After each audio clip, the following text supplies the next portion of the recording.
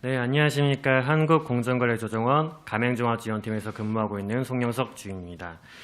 가맹 희망자나 가맹점 사업자가 알아두면 쓸모있는 가맹거래 법률 지식 알쓸까법 교육이 어느덧 마지막 시간이 되었습니다.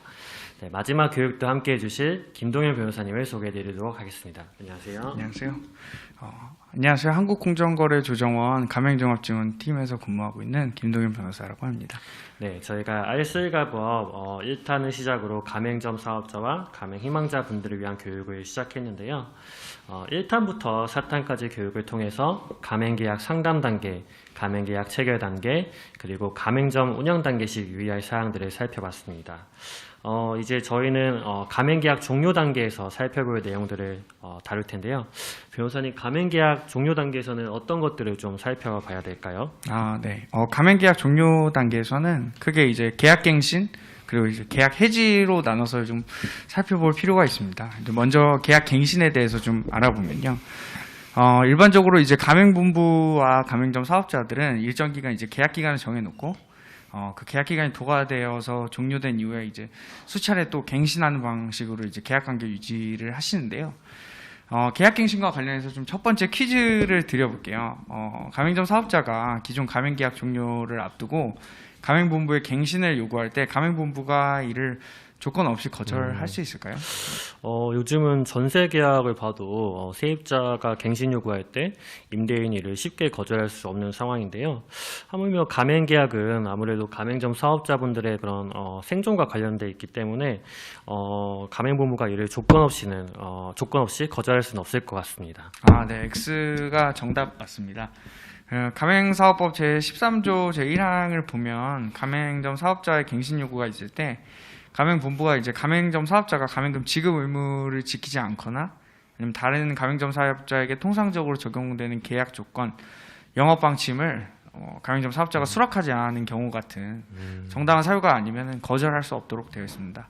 정당한 사유라고 하더라도 가맹점 사업자의 갱신 요구를 받은 날부터 15일 이내에 가맹점 사업자에게 거절 사유를 적어서 이렇게 서면으로 통지를 할 필요도 있습니다. 네.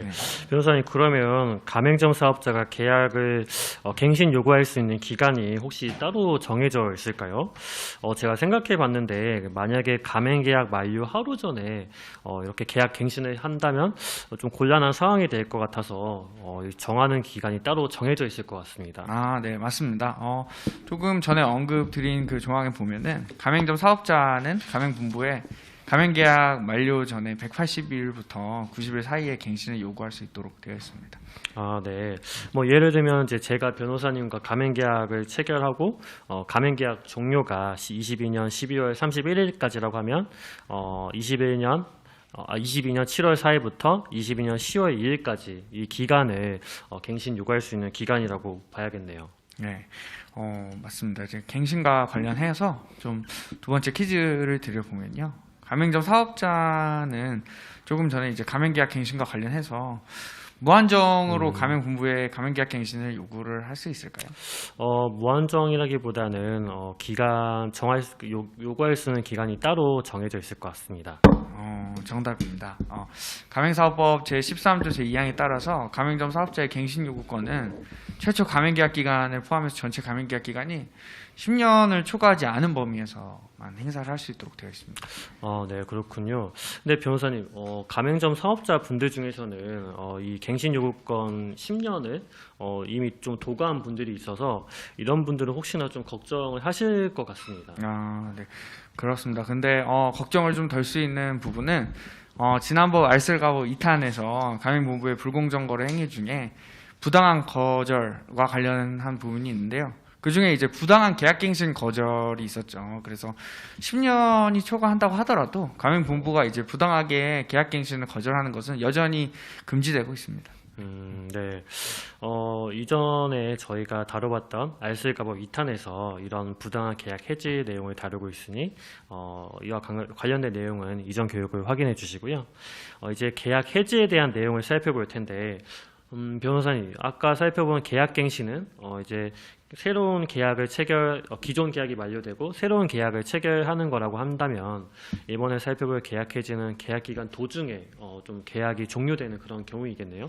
네, 맞습니다. 만약에 이제 가맹점 사업자가 가맹본부와 체결한 가맹계약을 위반한 경우, 이런 경우는 가맹본부가 좀 가맹계약을 해지를 하는 경우들이 있는데요. 이때 이제 가맹본부는 좀 특정 사유가 있는 경우를 제외하고는 계약을 이제 즉시 해지할 수는 없게 되어 있습니다. 네, 가맹본부가 그렇다면 계약 해지를 하기 위해서는 어떠한 서면 통보와 같은 절차를 좀 거쳐야 된다는 얘기겠네요. 네. 그렇죠. 이러한 절차 관련해서 좀 사례로 좀 퀴즈를 드려보면요.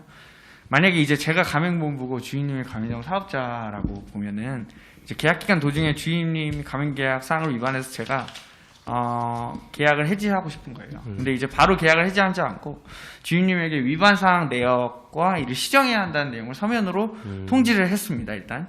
근데 이제 1개월 뒤에 제가 다시 주인님이 계약을 위반한 점을 발견을 해서 네. 처음 시정 통지한 사항이 지켜지지 않은 이유로 두 번째 서면으로 주인님한테 가맹계약 해지를 통보했다고 칩시다. 네. 그러면 이게 가맹사업법 절차를 잘 지킨 계약 해지일까요? 네, 좀 어려운 문제인 것 같은데, 그래도 아무래도 가맹본부가 위반했다는 내용을 가지고 뭐 즉시 해지하지 않고 그래도 좀 1개월간으로 시정하여 유예 기간을 줬기 때문에 아무래도 그래도 좀 적법한 절차일 것 같긴 합니다. 이게 조금 어려운 문제였는데요. 정답은 X입니다. 이제 정답을 확인을 하려면 이제 가맹사업법 제14조 제1항을 좀 살펴볼 필요가 있어요. 그래서 가맹본부가 이제 가맹점 사업자의 계약 위반을 이유로 가맹계약을 해지를 하기 위해서는 가맹점 사업자에게 이제 계약 위반 사실을 구체적으로 좀 먼저 밝혀가지고 2개월 이상 유예 기간을 두고 이를 시정하지 아니하면 계약을 해지한다는 사실을 서면으로 2회 이상 좀 통지를 해야 됩니다. 조금 전에 제가 드린 사례는 가맹본부가 2개월이 아니라 1개월의 시정 유예 기간만 줬죠. 그래서 그런 식으로 가맹계약을 해지했기에 가맹사업법에 따른 절차에 충족을 하지 않은 해지고요. 그래서 가맹계약 해지 효력은 없습니다. 네. 그러면 이와 관련해서 좀 유사한 사례를 살펴보면 화장품 가맹본부에 대한 제재 사례인데요.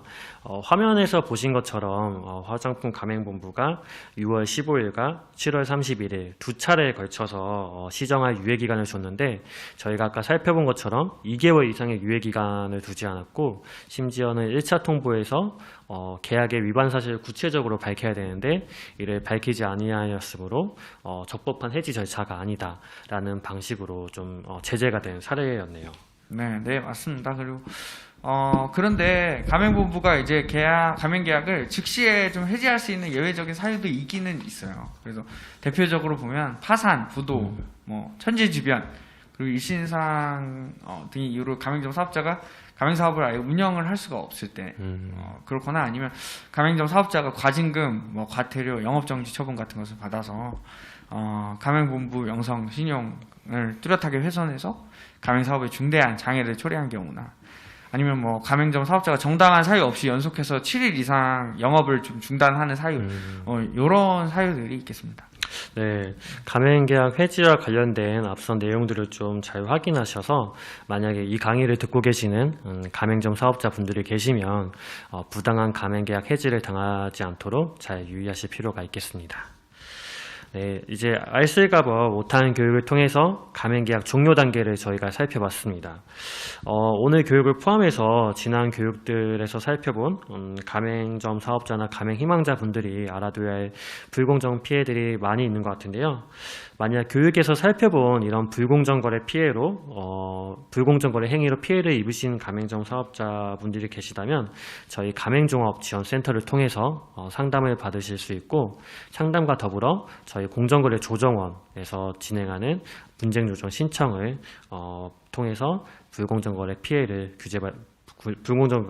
구제받으실 수가 있습니다. 네, 좀 덧붙이자면 만약 좀 분쟁 조정이 좀 성립되지 않은 경우라고 하더라도 연간 매출액 2억 원 미만 영세 가맹점 사업자분들이라면 저희 가맹종합지원센터에서 운영하는 소송지원제도도 이용을 하실 수 있거든요. 그래서 참고해 주시면 감사드리겠습니다. 네, 이상으로 알쓸가법 5탄 교육을 마치겠습니다. 저희가 6월부터 시작한 알쓸가법 시리즈가 이제 마지막 시리즈인데 그동안 알쓸가법 시리즈를 이용해 주셔서 수강해 주셔서 감사합니다. 저희는 이제 더 유익한 교육으로 더 유익한 컨텐츠로 찾아뵙도록 하겠습니다. 연말이 곧 다가오는데 따뜻한 연말 보내시기 바랍니다. 감사합니다. 감사합니다.